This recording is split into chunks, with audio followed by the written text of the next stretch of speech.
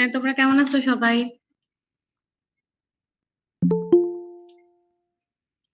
জি ma'am, আলহামদুলিল্লাহ ভালো। আপনি কেমন আছেন? এই তো আলহামদুলিল্লাহ ভালো আছি। আমরা তাহলে শুরু করি, হ্যাঁ?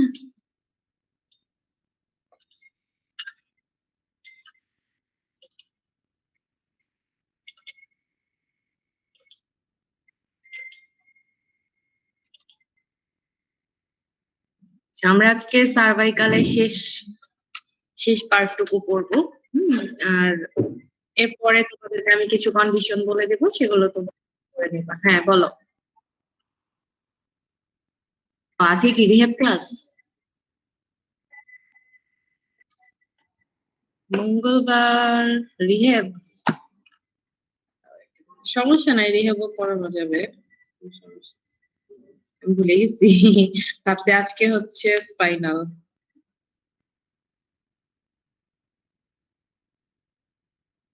হুম হুম। হ্যাঁ। আচ্ছা, আজকে যদি ক্লাস না হয় তাহলে তো এটা আজকে তো রিহেব, সরি, তাহলে কালকে করো। আচ্ছা, রিহেবই পড়াই, কারণ আমার ওইটার কাজ আছে তো। নাকি রেডি করছো তোমরা এমনিতে? ও, আচ্ছা তাহলে কালকেই। আচ্ছা ঠিক আছে, আমার খেয়াল নাই, আমি ভাবছি কি আজকে মনে হয় ক্লাস। ম্যাম, আচ্ছা, ওটা কি হচ্ছে আমরা রিহেব। রেডি করবো? শুনি নাই। ম্যাম, ওটা জাস্ট খাতায় লিখবো না হুপেশ ইনজুরিটা? হ্যাঁ হ্যাঁ, খাতায় লিখবা, মুখে বললেই হবে, মানে একেবারে মাইক্রো মানে তোমার পাওয়ার পয়েন্টে করতে হবে এরকম কিছু না, তুমি বুঝাই দিলেও হবে। তবে নোটটা করে ফেলো আর কি কি কি আছে। জি ম্যাম। আচ্ছা, আমরা মনে হয় লেকচার 10 পড়ে ফেলছিলাম গত ক্লাসে, আজকে মনে হয় লেকচার 11। এটা হলো আমাদের লেকচার কনস্ট্রাকটিভ লেকচার শেষ, এরপর আরো কিছু পড়া আছে। তো আমরা যেটা পড়বো সেটা হচ্ছে, এটাও পড়ে ফেলছি আমরা, তারপরে আমরা ওভারভিউ করবো। সেটা হচ্ছে ইউনিসেফ আসলে চিলড্রেন উইথ ডিসেবিলিটি নিয়ে কি করে আমরা একটু জানবো। মেইনলি হচ্ছে তারা ইকিউ ইকিউ হচ্ছে ইনক্লুসিভ ডেভেলপমেন্ট নিয়ে কাজ করে এবং কিছু চ্যালেঞ্জ এবং অপরচুনিটি গুলো দেখে। ব্যাপারটা এরকম যে যদি ইকুইটি না থাকে, সমতা যেটাকে বলে, তাহলে হচ্ছে ধরো তুমি মেল ফিমেল ডিসক্রিমিনেশন করলা, অথবা হচ্ছে ডিসেবল অ্যাবল ডিসক্রিমিনেশন করলা, তাহলে তুমি খুব ভালো রেজাল্ট পাবা না। এবং তাদেরকে যদি ইনক্লুসিভ না করো, তাহলে সোশ্যাল যে ডেভেলপমেন্ট বা ইকোনমিক যে ডেভেলপমেন্ট, সেটা তোমার ফল করবে। কারণ তারা তো তখন বার্ডেন হয়ে যাবে, তখন তোমার তাদের পিছনে আরো পে করতে হবে। মানে আদারওয়াইজ তাদের কাছ থেকে তুমি আর কিছু পাবা না। বাট তাদেরকে যদি ইনক্লুসিভ করতে পারো, তাহলে তারা তাদের বার্ডেনটা অনেক বেশি, মানে অনেকখানি কমে যাবে। দেখা যাবে যে তারা নিজেরা অনেক কিছু করতে পারছে, অল্প কিছু হলেও করতে পারছে, এবং যেটা হচ্ছে উপকার হচ্ছে। তো এটা নিয়ে, এবং এটা করতে গেলে অবশ্যই চ্যালেঞ্জ ফেস করতে হবে, এবং তার মধ্যে কিছু অপরচুনিটি তো অবশ্যই থাকবে। আমরা এই বিষয়গুলো একটু দেখবো, ওভারভিউ করে যাব। যেমন আসলে কারা হচ্ছে তোমার মেইনলি এই ডেভেলপ করে, এবং কারা হচ্ছে হয়, তোমাদের কি মনে হয় who are the beneficiaries of development, আর হু আর দা এক্সক্লুডেড? কারা আসলে বেনিফিট পায় ডেভেলপমেন্টের এবং কারা আসলে এক্সক্লুডেড হয়, তোমাদের কি মনে হয়?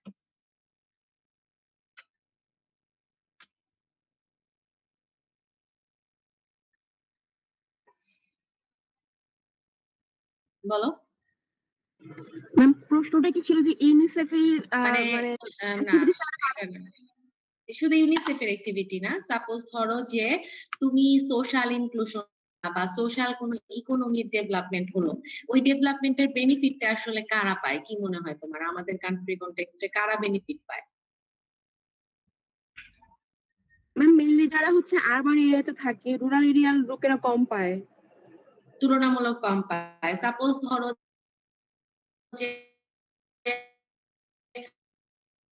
এক উৎপাদক, সে ধান বা সবজি উৎপাদন করার পর যেই দরে বাজারে সেল করে, যখন এটা শহরে চলে আসে, বিশেষ করে তোমার ডিস্ট্রিক্ট থেকে ডিভিশন, এবং সেটা যদি ঢাকায় চলে আসে, সেটার দাম ডাবল বা 3 ডাবল হয়ে যায়। কিন্তু যে কৃষক এটাকে তৈরি করছে, তার কিন্তু অবস্থার খুব একটা উন্নতি হয় না। তার মানে বেনিফিশিয়ালটা কর্পোরেট সোসাইটি বেশি বেশি, মানে তোমার লাভটা পেয়ে থাকে, তাই তো? এবং কারা এক্সক্লুডেড হয়ে থাকে তোমাদের? যেমন এক্সক্লুডেড বলতে মেইনলি হচ্ছে কারা এটার ধারে কাছেও যায় না, যাদেরকে নিয়ে আমরা মূলত কনসার্ন, কারা? ডিসেবল পিপল, তাই তো? ম্যাম, জি ম্যাম। ডিসেবল পিপলরা দেখা যায় যে এখন তো চেঞ্জ হচ্ছে, তারপরও সিআরপি ছাড়া বাহিরে কি খুব একটা চেঞ্জ, অত চেঞ্জ কিন্তু হয় নাই। হ্যাঁ, আমরা এখানে আছি দেখে আমাদের মনে হয় যে অনেক কিছু হচ্ছে, আসলে বাইরের পৃথিবীটা অত সহজ না।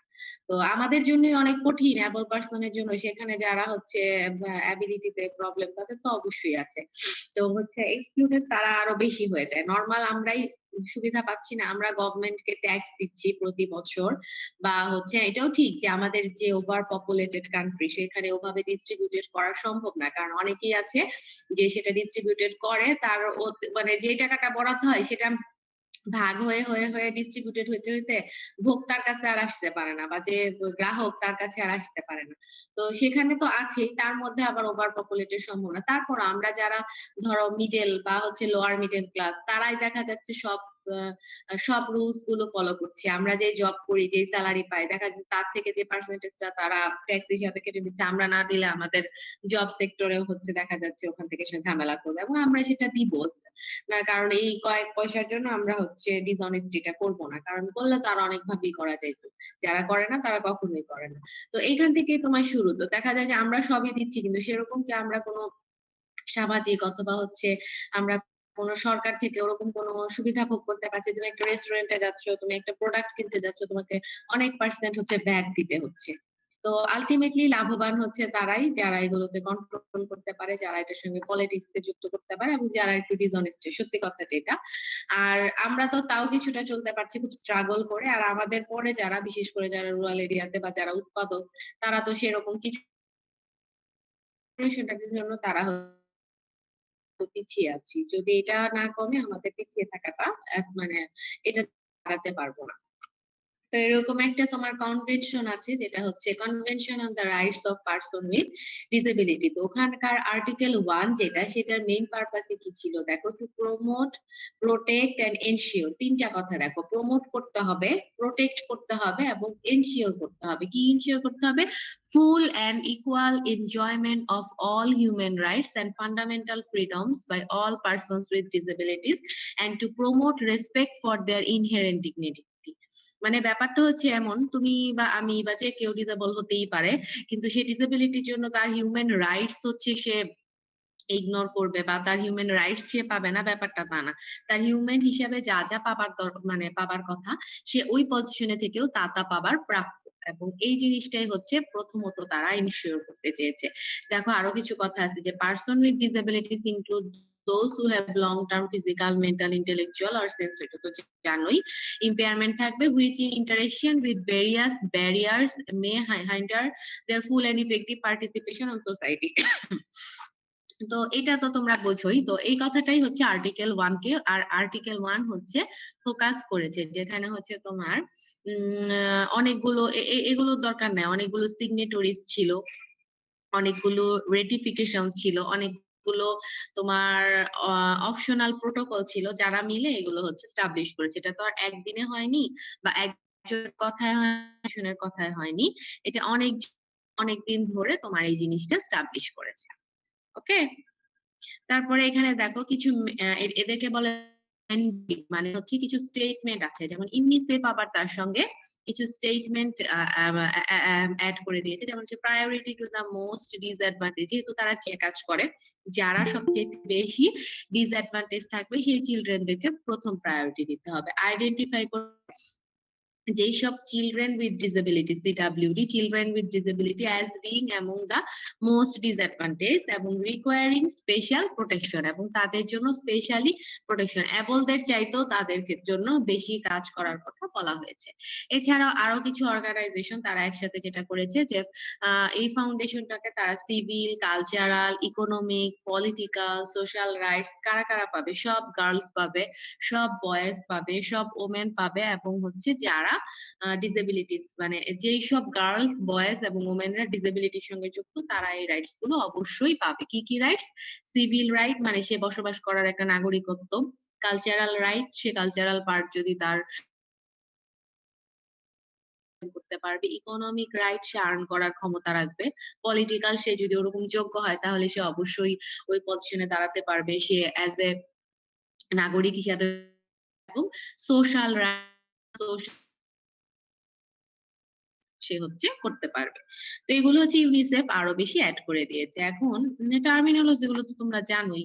পারসন উইথ ডিসেবিলিটি, তারপরে ইন্ডিভিজুয়াল, ডিসেবল পিপল, অ্যাকসেপ্টেবল। তারপরে দেখো কিছু ট্র্যাডিশনাল মডেল ছিল, আমরা আগেই পড়ে আসছি। যেমন দেখো প্রথম ছবিটায় দেখো যে আগে এরকম ধারণা ছিল যে অনেক সাফারিং নিয়ে আসতেছে এই ফ্যামিলিতে, এই জন্য একে দরকার নাই, একে মেরে ফেলতে হবে। এটা ছিল একটা ট্র্যাডিশনাল আগের মডেল গুলোতে, যে will of god, test from god, তার মানে সে গড হচ্ছে পানিশমেন্ট দিচ্ছে। তারপরে হচ্ছে ডিভাইন পানিশমেন্ট, মানে হচ্ছে তোমার শয়তানের শাস্তি বলে যেটাকে। More human to life of pain suffering, এগুলো ছিল আগে। কিন্তু পরবর্তীতে চ্যারিটি মডেল আসে। চ্যারিটি মডেল ব্যাপারটা এরকম, আমরা মডেল পড়েছি ওইটাই পড়বো, তারপরে এটা একটা ওভারঅল আলোচনা। যে এরা হচ্ছে বেঁচে থাকতে পারে, বাট এরা হচ্ছে ইনফেরিয়র, ইউজলেস, ডিপেন্ডেন্ট, এরা বার্ডেন সোসাইটির, এদেরকে করে চলতে হবে। এরা লোয়ার সোশ্যাল স্ট্যাটাসে থাকবে, এরা কখনো হাই স্ট্যাটাস পাবে না। এরা ফ্যামিলির হাইট, ফ্যামিলি তাদেরকে সবসময় শেম, তারা হচ্ছে আউট অফ শেম রাখবে। তারা হিউমিলিটেট, রিলেশনশিপ, এগুলো কিছুই তারা করতে পারবে না। এটা হচ্ছে তার পরের পরের যে চিন্তা ভাবনা, সেটা আসলে যে তারা বেঁচে থাকুক, কিন্তু বেঁচে থাকলেও তারা মানুষের মতো বেঁচে থাকতে পারবে না, কারণ তাদের সেই রাইটসটা নেই। তারা এই সিচুয়েশনে হচ্ছে বেঁচে থাকবে। তারপরে যেটা হলো মেডিকেল আর বায়োলজিক্যাল মডেল যেটা আসলো, সেটা হচ্ছে যে না, তারা তো হিউম্যান বিং, তাদেরকে আমরা চিকিৎসা দিতে পারি, তাদেরকে হসপিটালাইজড করতে পারি, তাদেরকে হসপিটালে রেখে চিকিৎসা করতে পারি, তাদের মেডিকেল ইস্যু, হেলথ ইস্যু গুলো আমরা আইডেন্টিফাই করতে পারি, তাদেরকে ডায়াগনোসিস করতে পারি, ইলিমিনেশন করতে পারি, হ্যাঁ, নর্মালাইজেশন করতে পারি। তো এইভাবে হচ্ছে তোমার জেনেটিক এই জিনিসগুলো পরবর্তী তাদের আমরা প্রি নেটাল জেনেটিক টেস্টিং এবং সিলেক্টিভ অ্যাবর্শন, যদি এরকম হয় আমাদের আগে থেকেই হচ্ছে প্রিনেটাল স্ক্রিনিং করে সম্ভব বোঝা যে এখানে ডিসেবিলিটি হতে পারে, তাহলে সেই ক্ষেত্রে যদি সেটাকে অ্যাবর্শন করা যায় সেটা আলাদা ব্যাপার। কিন্তু যদি সে হচ্ছে তার জন্ম হয়ে যায়, সেই ক্ষেত্রে আমাকে তাকে মেডিকেল সাপোর্ট এবং হচ্ছে বায়োলজিক্যাল যে সাপোর্ট সেই জিনিসটা দিতে হবে। তারপরে আমরা এখন জানি ডিসেবিলিটি মডেল আসছে এবং সোশ্যাল ইনক্লুশন আসছে। এরপরে যেটা চিন্তা ভাবনা করলো, তারা বেঁচে থাকলে এইভাবে কেন বেঁচে থাকবে? তারা as a part of society হিসাবে, এবং তারা তাদের হেলথ, এডুকেশন, ট্রেনিং, ওয়ার্ক সবকিছুই তারা হচ্ছে কমপ্লিট করবে, এবং তাদের একটা মুভমেন্ট করার হচ্ছে স্পেস দিতে হবে, তাদের অর্গানাইজেশন থাকবে, তারা ডিসেবিলিটি প্রফেশনাল থাকবে যারা তাদেরকে নিয়ে কাজ করবে। তো এই ধরনের তখন তাদের মধ্যে সোশ্যাল ইনক্লুশন, যেটা 70-র দিকে হচ্ছে শুরু হয় প্রথম।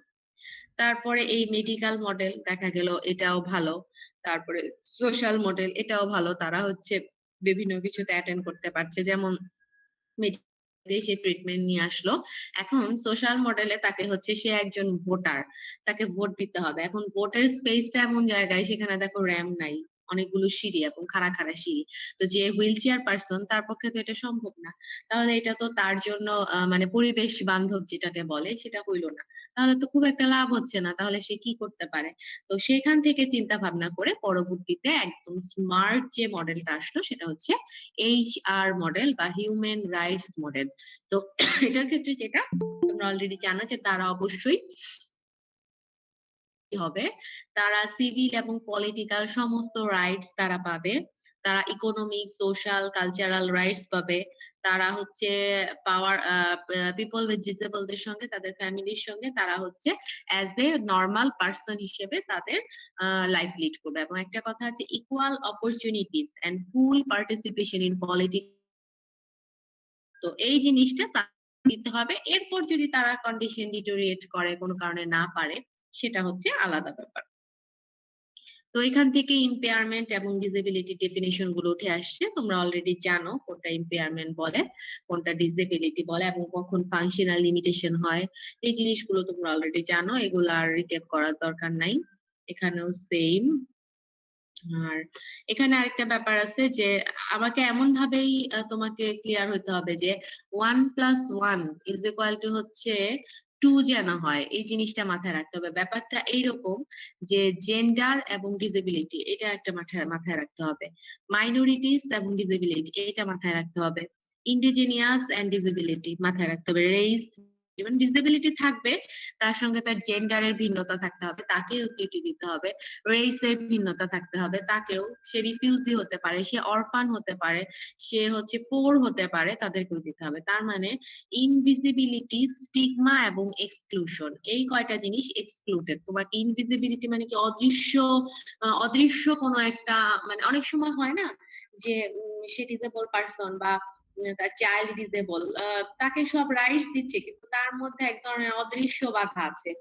সে যেখানে যাচ্ছে লোকজন জানি কেমন করে তাকাচ্ছে, লোকজন তাকে খুব একটা স্বাভাবিক ভাবে নিচ্ছে না, সবসময় ভাবছে যে নিশ্চয়ই তার কোনো দোষ ছিল সেই জন্য এরকম হচ্ছে।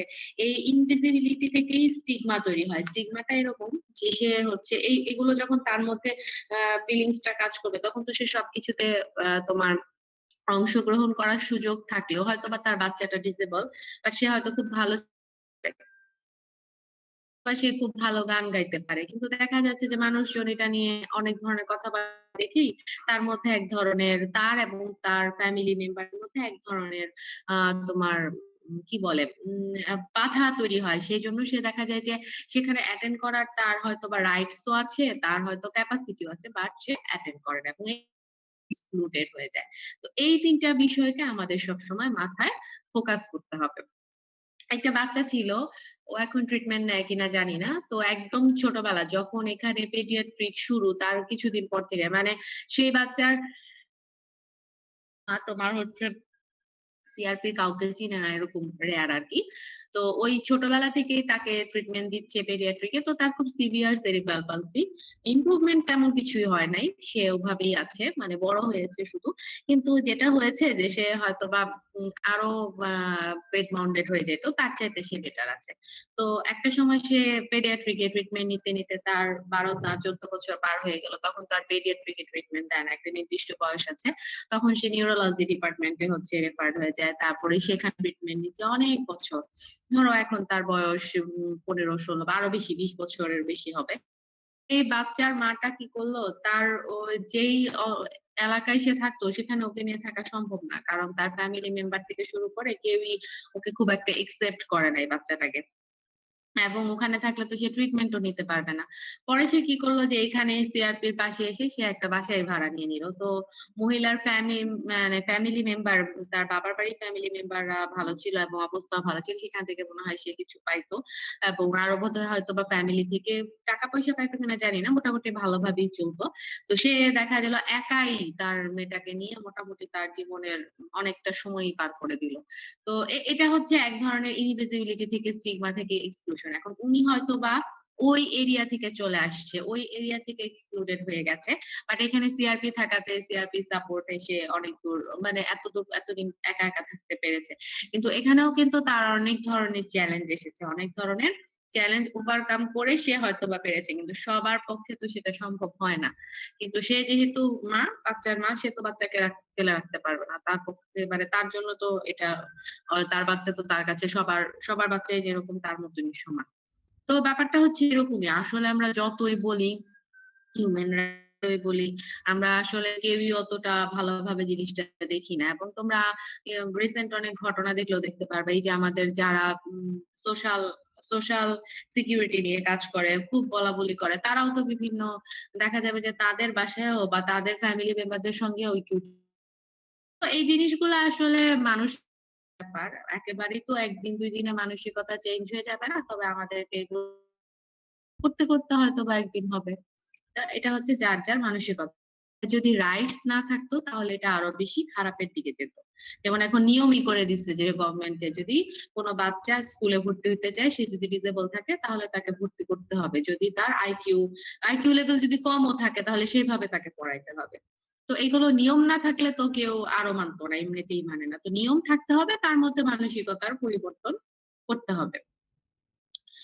এখানে এটাই বলা হয়েছে যে তোমার ইকুইটি ইজ ইকুয়াল অপরচুনিটি। সে হইতে পারে বিভিন্ন সাইজের, সে যেমন বিভিন্ন টাইপের এনিমেল হইতে পারে, ফাংশনাল ডাইভার্সিটি আসতে পারে বিভিন্ন ধরনের, বাট তা ইকুয়াল অপরচুনিটি দিতে হবে। রকম হচ্ছে মানে একজন পোর পোর ফ্যামিলির চাইল্ডও আসতে পারে, একজন হাই কোয়ালিটির ফ্যামিলির চাইল্ডও আসতে পারে। যদি তাদের মেধা সমমান থাকে, আসতেই পারে। সেটা ব্যাপার না। আমাদেরকে চিন্তা করতে হবে তার ইকুয়াল অপরচুনিটিটা আমরা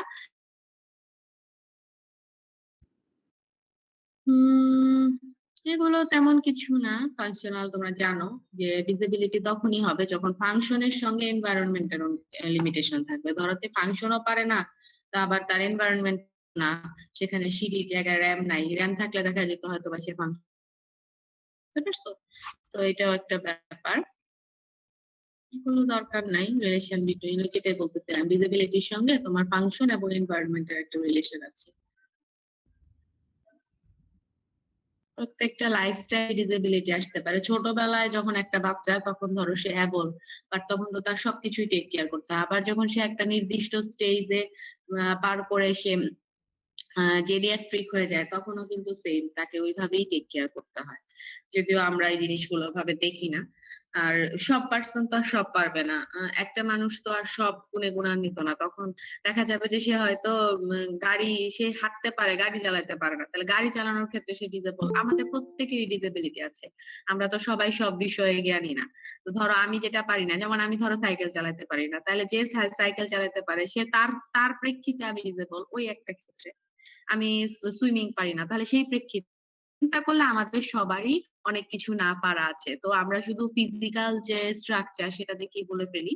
তো এই জিনিসটা আসলে আবার দেখা যাবে একজন wheel chair person, Stephen Hawkings, তার ব্রেনের সঙ্গে আমাদের চিন্তা করে লাভ আছে? সে কিছু, তার কিছু অ্যাবল ছিল? তো এরকম আর কি, সে, তারাও দেখা যাবে অনেক বেশি কিছু পারে। তো এইটুকু আমাদের চিন্তা রাখতে হবে, এবং নতুন ধরনের কেস আসতেই পারে। যেমন আমরা হয়তো বা জানি যে এক সময় জানতাম যে যে তোমার স্পাইনাল কর্ড ইনজুরি হয় কি কি কারণে: ফল ফ্রম হাইট, তারপর হচ্ছে ফল অফ হেভি অবজেক্ট, তারপর রোড ট্রাফিক অ্যাক্সিডেন্ট, তারপর হচ্ছে তোমার শ্যালো ওয়াটারে ড্রাইভ, স্কার্ফ ইনজুরি একটা, এটা ছিল না, কারণ এর আগে এই ধরনের ইনজুরি গুলো হতো না। তো নতুন যে কোনো ধরনের তোমার ডিজিজ অথবা কন্ডিশন আসতে পারে, যেটা হচ্ছে ডিসেবল করতে পারে। যেমন ধরো কোভিড-19 এখন একটা এক ধরনের ডিসেবিলিটি। এটা থেকে ধরো এমন একটা কিছু হয়ে গেল, বা ডায়াবেটিক পলিনিউরোপ্যাথি, ওখান থেকে ডিসেবিলিটি হয়ে গেল। এগুলো তো আগে এত বেশি ছিল না। একটা একটা সময় তোমার পোলিও থেকে ডিসেবিলিটি হয়ে যেত, এখন হচ্ছে ওটা অনেক কমে আসছে। তো কিছু কিছু জিনিস চেঞ্জ হবে, কিছু কিছু জিনিস আবার অ্যাড হবে। হুম, সেটা বলা যে আমরা যদি সকলের জন্য ইজিয়ার করতে চাই, মানে প্রত্যেকটা স্টেজে এক একজন এক এক স্টেজে যে যখন ডিফিকাল্টিস ফেস করে, তখন সেভাবেই আমাদেরকে সোসাইটি এনভায়রনমেন্টটা চিন্তা করতে হবে। ইনক্লুসিভ ডিজাইন, এটা তো বুঝো, যেমন ধরো ডোর লক এমন এমন স্পেসে হতে হবে। তোমরা খেয়াল করলে দেখবা সিআরপির প্রত্যেকটা লক, সিআরপির লাইট, তারপরে হচ্ছে তোমার ওপেন করার যে এরিয়া গুলো সেগুলো একটু নিচু করে দেওয়া। ইভেন আমরা যেখানে হচ্ছে পাঞ্চ করি সেখানেও দুই টাইপের মেশিন দেওয়া, একটা নিচু জায়গায়, একটা হচ্ছে উঁচু জায়গায়, যেন হুইল চেয়ার পার্সনরাও সেটা হচ্ছে তোমার পিক করতে পারে। ঠিক ওরকমই আমাদের এমন ভাবে পজিশন করে রাখতে হবে যেন সবার জন্য সেটা, মানে ইনক্লুসিভ ডিজাইন হতে হবে আর কি, যেন সবাই সেটা ইউজ করতে পারে যে কোনো লেভেলে, এবং তার জন্য ইজি হয় সেই কাজটা করা। এখানেও তাই ইনক্লুসিভ ডিজাইনের কথাই বলেছে। সাস্টেইনেবল পাবলিক পলিসি, পলিসি গুলো এমন ভাবে তৈরি করতে হবে যেন সেখানে সাস্টেইন করে। আমাদের এখানে যেভাবে ইনক্লুসিভ অ্যাপ্রোচে তোমার হুইল চেয়ার বাস্কেটবল খেলা হয়, অথবা হচ্ছে এরকম হবে যেটা সাস্টেইন করে এবং সকলের জন্যই উপযোগী, এবং সকলেই সেটাতে অ্যাটেন্ড করতে পারে। It is estimated that additional cost of inclusive access infrastructure is lower than 1%.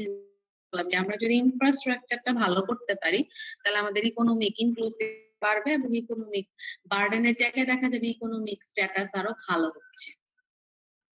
Poverty and disability আগেই পড়েছো, যে দারিদ্রতার সঙ্গে একটা একটা বিসিএস সাইকেল। দেখা যায় যে যারা দারিদ্র সীমার নিচে থাকে, তোমার নিউট্রিশনাল স্ট্যাটাসটা ভালো মতন ফিল আপ হয় না, এবং নিউট্রিশনাল স্ট্যাটাস, অ্যাওয়ারনেস, হাইজিন এই জিনিসগুলোর জন্য কিছু কিছু ডিসেবিলিটি গ্রো করে।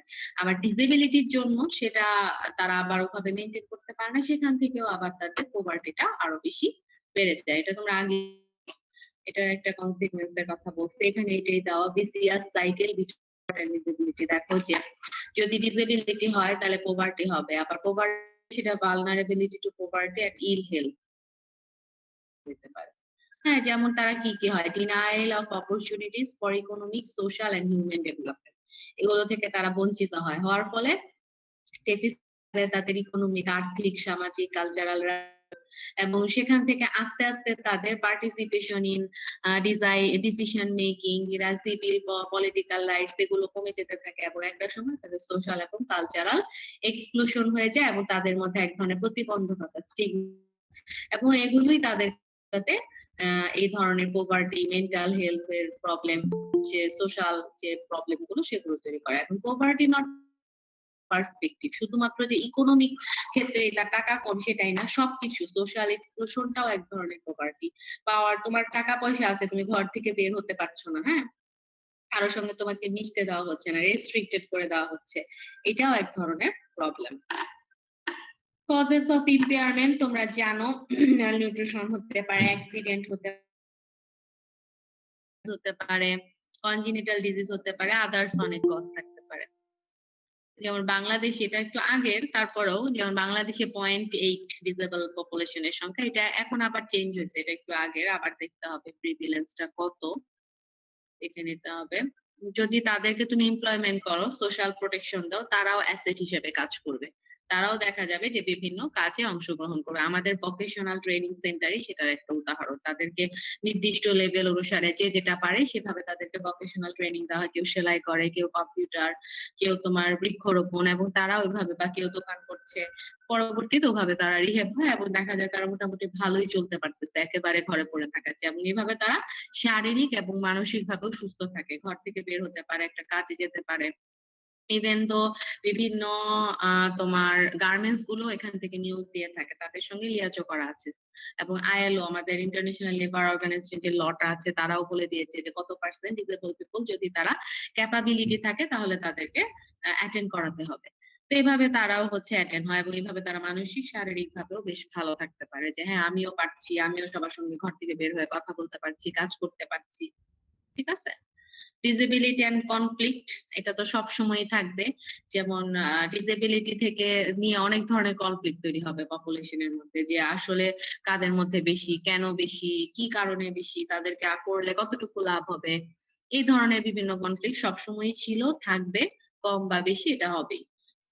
আমরা তো মানুষ, আমরা তো হিউম্যান বিইং, আমাদের মধ্যে এগুলো হবেই। ইমার্জেন্সি সিচুয়েশনে ডিসেবল পিপলদেরকে নিয়ে সবচেয়ে বেশি চিন্তা করতে হবে। আমাদের প্রাকৃতিক দুর্যোগের ক্ষেত্রে যে আইনগুলো আছে, পলিসিগুলো, সেখানে বলাই আছে যে নারী, শিশু এবং বৃদ্ধ এবং তার সঙ্গে হচ্ছে ডিসেবল পিপল, তাদের দিকে খুব স্পেশাল নজর দিতে হবে যেন, কারণ তাদের ক্ষেত্রে এই জিনিসটা ডিফিকাল্ট করাটা।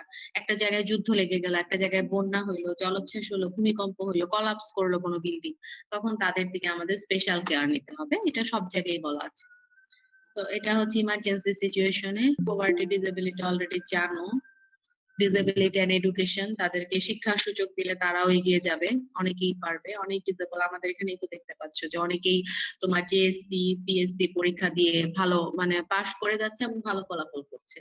সবাই তো আর ইন্টেলেকচুয়াল ডিসেবল না, হয়তো ফিজিক্যাল ডিসেবল, এই জন্য তো তাদেরকে আমরা এই সুযোগ দিলে তারা অবশ্যই পারবে।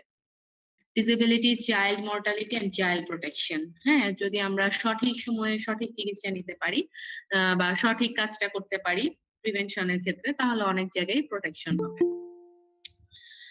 এটা দরকার নাই, এটাও দরকার নাই,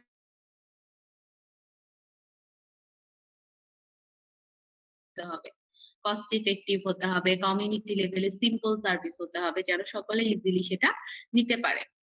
লো ফাংশনাল লিমিটেশন যারা থাকবে তারা যেন এটা সার্ভ করতে পারে। Inclusive and sustainable public policy, এটাও সেম, যেমন একজন অন্ধ ব্যক্তি, আমাদের দেশে ওভাবে নাই, জাপান এবং বিভিন্ন দেশে হচ্ছে ওদের ওই রেল, তোমার ট্রেনে, ট্রাম, ওদের তো হচ্ছে ইলেকট্রিক ট্রেন, সেখানে ওঠার আগে কিছু জায়গা হচ্ছে তোমার এরকম রাফ রাফ কিছু মানে তোমার কি বলবো ওগুলাকে, স্মুথ না, রাফ সারফেস করে দেওয়া, যে একজন যদি ভিজুয়াল প্রবলেম থাকে তাহলে সে হচ্ছে ওখানে যখন যাবে তখন সে ওই সারফেসটা হচ্ছে যখন সে তার স্টিকটা দিবে সারফেসটাকে, তখনই বুঝতে পারবে যে সামনে হয়তো বা রেল লাইন অথবা সামনে হচ্ছে তোমার বাস স্টপ, এরকম।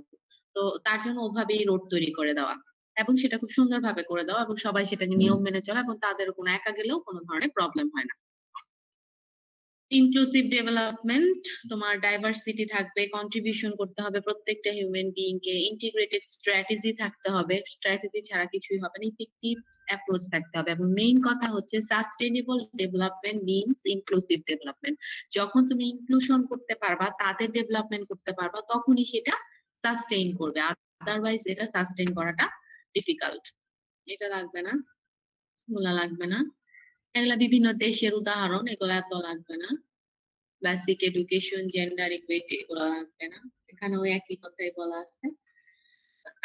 তোমার কাউকেই ডিসক্রিমিনেট করা যাবে না। All of us have a role to play, প্রত্যেকেরই তার নির্দিষ্ট জায়গায় প্লে করার জন্য, রোল প্লে করার জন্য তোমাকে, মানে তার অ্যাবিলিটি আছে সেটা করার জন্য তোমাকে স্পেস করে দিতে হবে। চাইল্ড প্রোটেকশনের কিছু তোমার আর্টিকেল আছে, সেগুলো লাগবে না। এটা হচ্ছে তোমার চিফ ডিসেবিলিটি ইউনিট থেকে বের করা, ইউনিসেফ এর প্রোগ্রাম ডিভিশন ছিল, উনি হচ্ছে মেইনলি এটাকে তৈরি করতে। এটা আমার কাছে ভালো লাগছে কারণ এখানে বেশ কিছু বিষয় আমরা জানি, তারপরে উঠে আসছি, সেই জন্য আমি তোমাদের কাছে এটা শেয়ার করলাম। এটা আমার মেক করা না।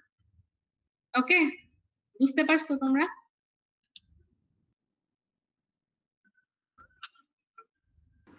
জি ম্যাম। এটা না বোঝার কিছু নাই, সব জানাই, শুধু একটু শেয়ার করলাম। তাহলে আমাদের এই লেকচারের তোমার হচ্ছে যদি কেটে দেই, মোটামুটি শেষ, মানে তোমার লেকচার হিসাবে শেষ। এরপর আমাদের কিছু পয়েন্ট আছে, এগুলো করতে হবে, যেমন ডিজাস্টার ম্যানেজমেন্ট করবো আমরা একদিন, তারপরে হচ্ছে তোমার তারপর আর কিছু জিনিস আছে, যেমন হচ্ছে অ্যাবনর্মাল চাইল্ড ডেভেলপমেন্ট পড়বো, তারপরে হচ্ছে এডিএল পড়বো, এগুলো আমাদের আর একটু পড়তে হবে, আর বেশি না, আর আর অল্প কিছু ক্লাস নিলে এগুলো শেষ হয়ে যাবে। পরে যদি আমাদের রিহ্যাবটা মানে আমাদের শেষ হয়ে যায়, তখন আমরা কোর্স ওয়ার্কের জন্য টাইম দিয়ে রিহ্যাব ক্লাসটা অফ রাখবো, তারপরে আমরা আবার কোর্স ওয়ার্কের ফিডব্যাক নিব, আর অন্য ক্লাসগুলোর কিছুদিন আমি জানাবো। তারা 1টা 2টা 3টা 4টা 5টা 6টা আরো 7-8টা ক্লাসের পরে আমরা হচ্ছে রিহ্যাব ক্লাসটা অফ করবো। অফ করে তোমরা তখন হচ্ছে কোর্স ওয়ার্ক যাবে। আমি তোমাদের কোর্স ওয়ার্কের টাইটেল গুলো দেখে শেষ করতে পারি নাই, টাইটেল গুলো নিয়ে আসলে আলোচনা করা দরকার ছিল। টাইটেল গুলো হচ্ছে রিফাত আমাকে দিছিল, কিন্তু আমি নামায় রাখছিলাম, কোথায় যে নামায় রাখছি দাঁড়াও দেখি, ভুলে গেছি কোথায় নামায় রাখছি।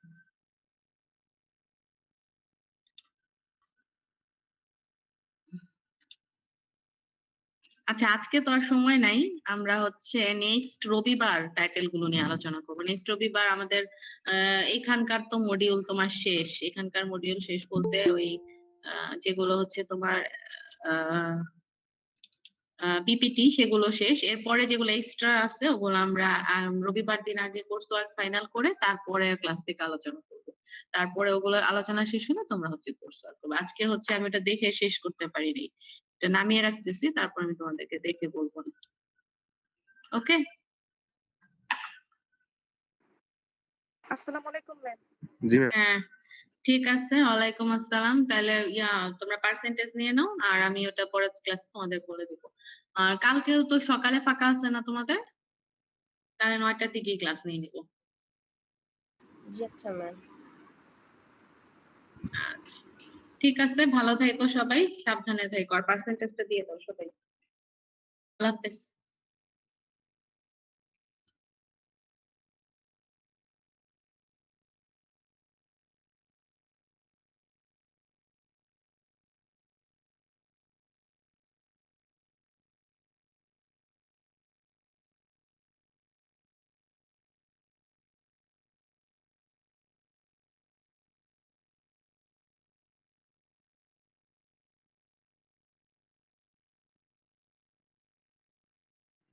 রিফাত কই?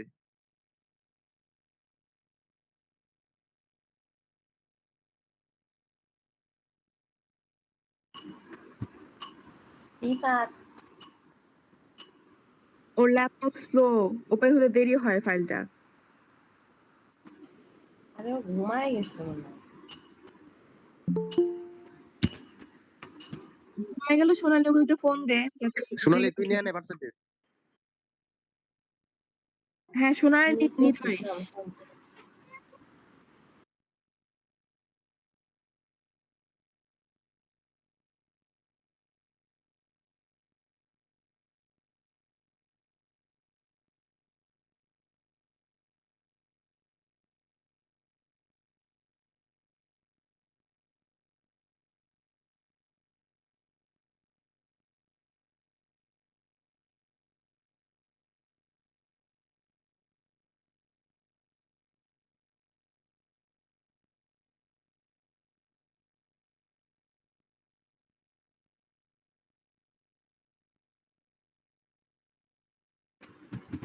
Roll 1, present 2, Present, please.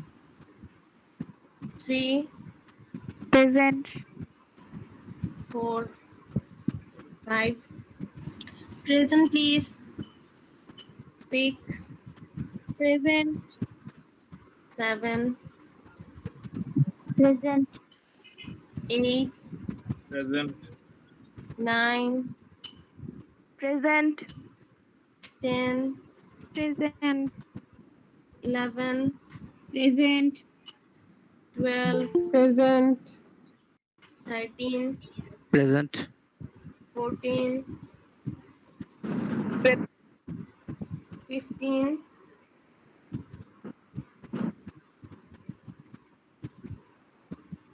15, 16, Present. 17, present 18, present 19, Present. 20, present 21,